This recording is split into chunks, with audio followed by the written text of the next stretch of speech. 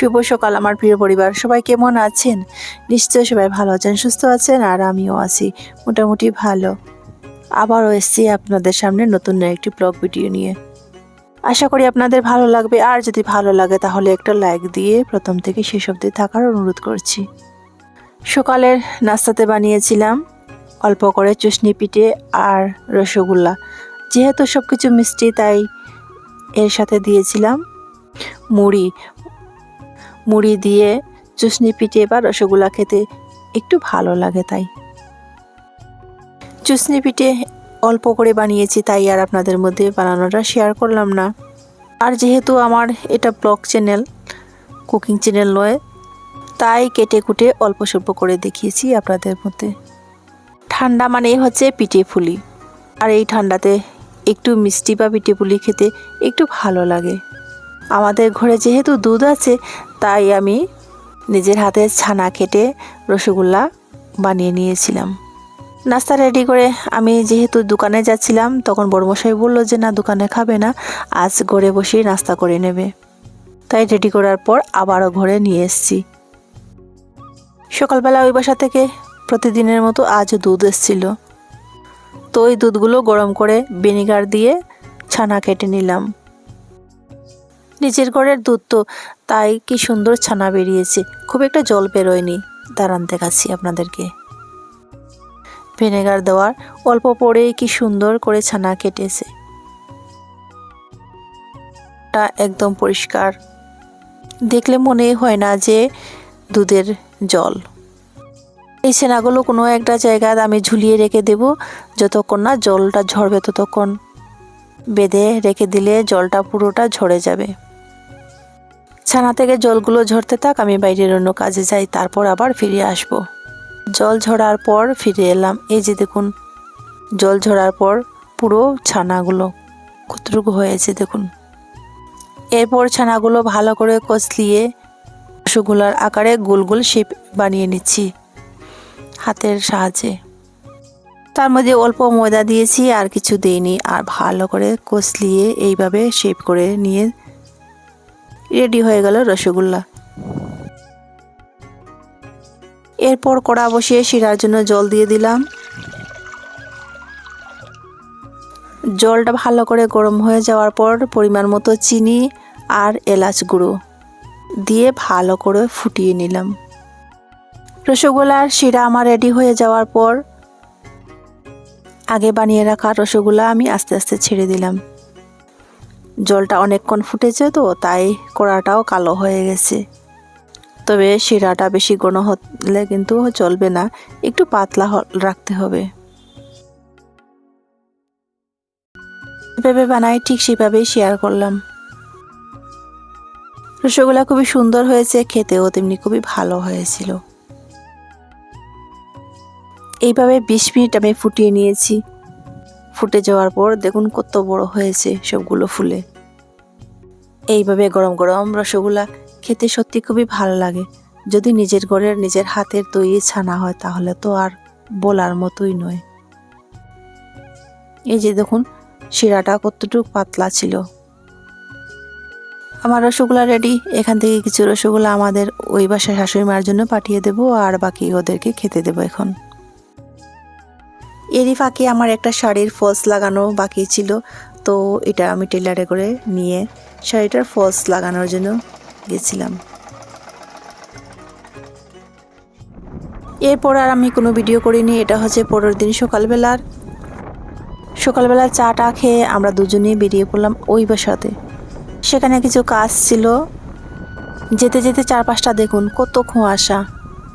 কাছের জিনিস কিছু দেখা যাচ্ছে, কিন্তু দূরের জিনিস কিচ্ছুই দেখা যাচ্ছে না। তার মধ্যে আমাদের যেতেই হচ্ছে। সেখানে যাওয়ার পর চাটা খেয়ে দেখলাম উঠোনটা ঝাড় দেওয়া বাকি, তো আমি লেগে পড়লাম একটু উঠোনটা ঝাড় দিয়ে দেব। কারণ এই বাসা ওই বাসা সব কিছু তো আমাদের নিজের কাজ নিজে করতে লজ্জা কিসের। একা হাতে একটা সংসার চালানো অসম্ভব, যেভাবে সব কিছুর এত দাম। তাই আমি ঘরের কাজের সাথে সাথে মাঝে মধ্যে বরের সাথে সংসারের কাজেই লেগে পড়ি। আমি ক্যামেরাবন্দি করি না, যেটা যখন সম্ভব হয় আমি করে নিই। তার থেকে যদি একটু হলেও সংসারে কোনো খরচ হয় বা লাভ হয়। আমি একজন সাধারণ পরিবারের গ্রামের গৃহবধূ। আমার সেই সাদামাটা জীবন কাহিনী আপনাদের সাথে তুলে ধরি।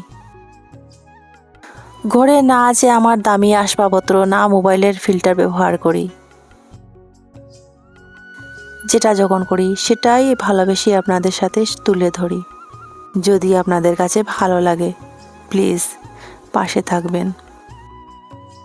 যদি আপনারা আমার পাশে থাকেন তাহলে হয়তো, নইলে আমার জীবন কাহিনীগুলো ইতিহাসের পাতায় লেখা থাকবে।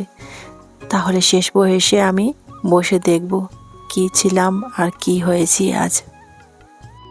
আমাদের মেয়েদের জীবনটা বড়ই বিচিত্র। যখন আমাদের জন্ম হয় তখন আমরা ভাবতে পারি না যে আমরা ভাগ্যতে ভগবান কি লিখেছেন। সবার তো মনে অনেকটা আশা স্বপ্ন থাকে, তাই না বলুন? ভগবান কাকে কি পরিস্থিতি নিয়ে ফেলে বলাই মুশকিল। ওই দিকে কথা বলতে বলতে আমার কিছু বাসন দেখতে পেলাম, তো সেই বাসনগুলো মেজে আমি পুকুরে নিয়ে ধুয়ে নিচ্ছি। লোকে কি ভাববে, লোকে কি বলবে, ওই কাজ না করলে হয়তো আমাকে ভালো না বাসবে, এই ভাবতে ভাবতে আমাদের জীবনটা প্রায় ফুরিয়ে যাচ্ছে। হয়তো একদিন আমাদের জীবনটা নিঃশ্বাস চলে যাবে শুধু অন্যের ভাবনা ভাবতে ভাবতে। বেলা অনেকটা হয়ে গেছে, প্রায় 9:30 মতো বেজে গেছে। তবুও কিন্তু কুয়াশা দেখুন, যদিও রোদ তেমন উঠেনি। কাছে একটা পেয়ারা দেখতে পেলাম, আর পেয়ারার তো এখন সিজন নাই, তাই এই পেয়ারাটাকে পেরে নিলাম। হয়তো আমি যদি না খাই তাহলে অন্য কেউ পেরে নেবে।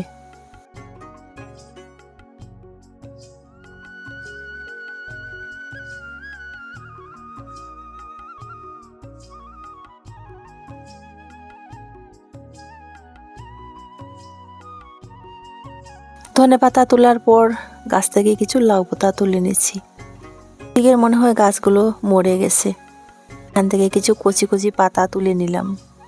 এই পাশের গাছগুলো অনেক দিন হয়েছে, তাই গাছ কিছুটা মরে গেছে, আর এর মধ্যেও আবার একটু দুটো ও ধরেছে।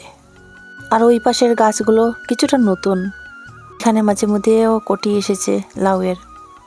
এই পাশ থেকে এক দুটো পাতাও নিয়ে নিলাম। আজ খুব ইচ্ছে হয়েছে আমার লাউয়ের পাতা ভর্তা খাবো। আমার লাউ থেকে লাউয়ের পাতার ভর্তা ভীষণ ভালো লাগে। লাউয়ের পাতা আবার থাইরয়েডের জন্য খুবই ভালো, আর আমার যেহেতু থাইরয়েড তাই আমি মাঝে মধ্যে লাউয়ের পাতাও খাই এইভাবে। তো এই বাসাতে আসার সময় কিছু লাউ পাতা আর লাউ নিয়েছিলাম। এরপর আর কোনো ভিডিও করিনি, এটা হচ্ছে একদম রান্না করার ভিডিও। তো আজ লাউ পাতা দিয়ে চিংড়ি মাছ দিয়ে ভর্তা। লাউ পাতার মধ্যে দিয়েছি শুকনো লঙ্কা, কালো জিরে আর রসুন ফোড়ন দিয়ে লাউ পাতাটা বেজে নিলাম। এরপর চিংড়ি মাছ দিয়ে ওই গ্রাইন্ডার দিয়ে বেটে নিয়েছি। আজ রান্নাটা আর শেয়ার করলাম না, একদম রান্নার পর আমার ডিশটা শেয়ার করেছি। রান্না করেছিলাম লাউ দিয়ে মাছের মাথা দিয়ে ঘন্ট, মাছ চচ্চড়া, আর সাথে লাউয়ের পাতা চিংড়ি মাছ দিয়ে বাটা। তো বন্ধুরা, আজকের ছোট্ট একটা ভিডিও আপনাদের সাথে শেয়ার করলাম। ধৈর্য ধরে এতক্ষণ আমার সাথে থাকার জন্য অসংখ্য ধন্যবাদ আর অনেক অনেক ভালোবাসা। এইভাবে সবাই আমার সাথে থাকবেন, পাশে থাকবেন, যাহাতে আমি একটু এগিয়ে যেতে পারি। আপনাদের আশীর্বাদ, ভালোবাসা, সাপোর্টের আমার খুবই প্রয়োজন। তাই তো বন্ধুরা, আজকের ভিডিও আপনাদের কাছে কেমন লাগলো কমেন্ট করে জানাতে একদম ভুলবেন না। আর বন্ধুরা, আবারও বলছি, আপনাদের একটা লাইক আমাকে অনেক দূর নিয়ে পৌঁছবে। দয়া করে আমাকে লাইক দিতে একদম ভুলবেন না। তো বন্ধুরা, আজ এই পর্যন্ত, দেখা হচ্ছে পরবর্তী ভিডিওতে। সবাই সুস্থ থাকুন, ভালো থাকুন, সাবধানে থাকুন। আসি, টাটা। খেতে খেতে বিদায় নিলাম আপনাদের থেকে।